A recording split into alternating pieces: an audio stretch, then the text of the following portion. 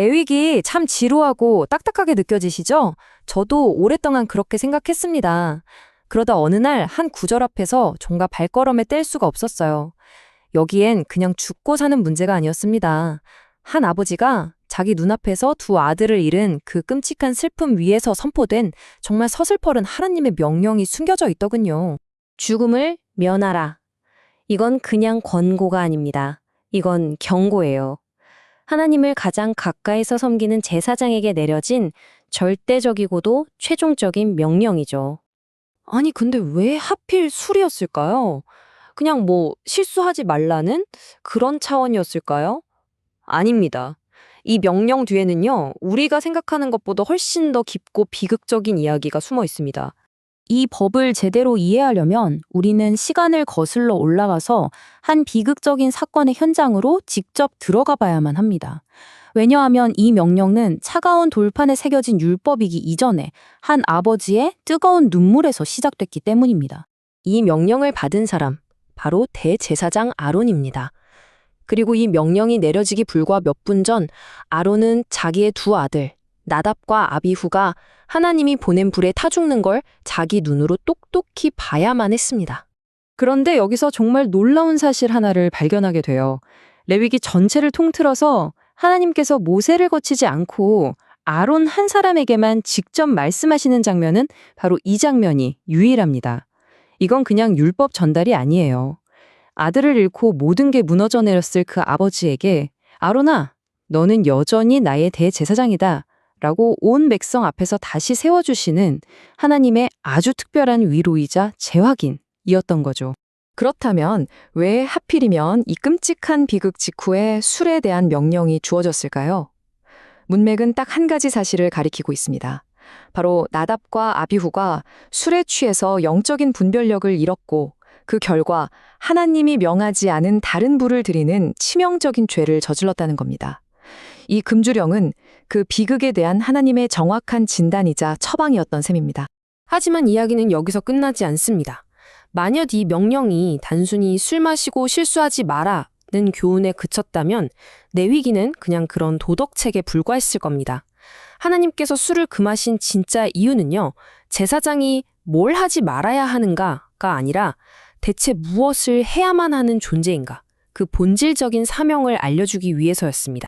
이어서 하나님은 그 이유를 직접 설명하십니다. 제사장에게는 두 가지 핵심적인 사명이 있기 때문이라고 말이죠. 그게 뭐냐면 바로 분별하는 것 그리고 가르치는 것. 이 두 가지가 제사장 직분의 심장과도 같은 겁니다. 첫 번째 사명은 분별입니다. 제사장은 영적인 최전선에 서서 거룩함과 속됨, 정결함과 부정함을 정확하게 구별해내는 영적인 파수꾼이었어요. 그들의 판단 하나하나가 공동체 전체의 영적 건강을 좌우했기 때문이죠. 생각해보세요. 지도자의 눈이 흐려지면 온 백성이 길을 잃게 되는 것 아니겠습니까? 그리고 두 번째 사명은 가르침입니다. 제사장은 그냥 종교 의식을 진행하는 사람이 아니었어요.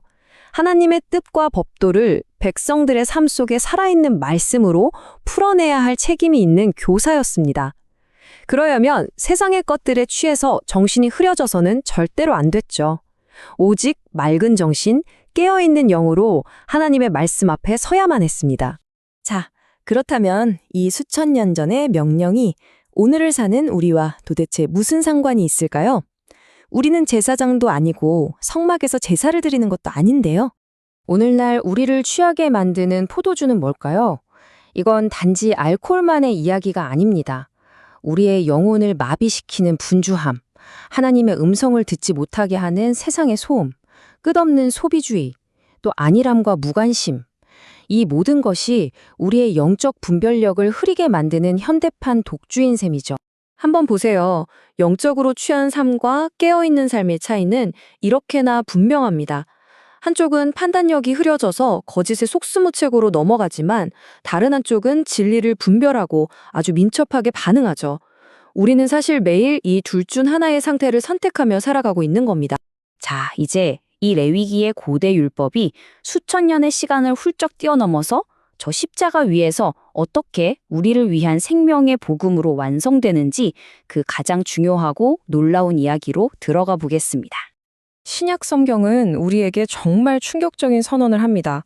예수를 믿는 바로 당신이 그리고 제가 왕 같은 제사장이라는 겁니다. 이게 대체 무슨 뜻일까요? 아론에게 주어졌던 그 거룩한 사명, 세상을 분별하고 진리를 가르쳐야 할 그 책임이 이제는 바로 우리 모두의 어깨 위에 놓여 있다는 뜻입니다. 그래서 사도 바울은 똑같은 명령을 우리에게 하는 겁니다. 술 취하지 말라. 그런데 거기서 멈추지 않고 훨씬 더 놀라운 대안을 제시하죠. 세상의 술이 아니라 오직 성령으로 충만함을 받으라는 것입니다. 결국 하나님께서 우리에게 원하시는 영적인 깨어있음은 무언가를 빼앗는 금지가 아니었습니다. 그건 더 좋은 것으로 채우기 위한 비움이었어요. 세상의 것들로 취해 있던 나를 비워내고 그 빈자리를 하나님의 영, 바로 성령으로 가득 채우라는 거룩한 초대인 것입니다. 말씀의 깊은 바다를 탐험하는 이 여정에 계속해서 함께하고 싶으시다면 채널을 구독하시고 이 탐험의 동료가 되어주십시오. 오늘 우리가 발견한 이 진실을 딱 한 문장으로 요약하자면 이렇습니다. 거룩함이란 다름 아닌 영적인 명료함입니다. 부디 여러분의 매일이 세상의 소음에 취하지 않고 오직 그분의 진리가 주는 그 맑고 선명한 빛 가운데서 걸어가시기를 진심으로 축복합니다.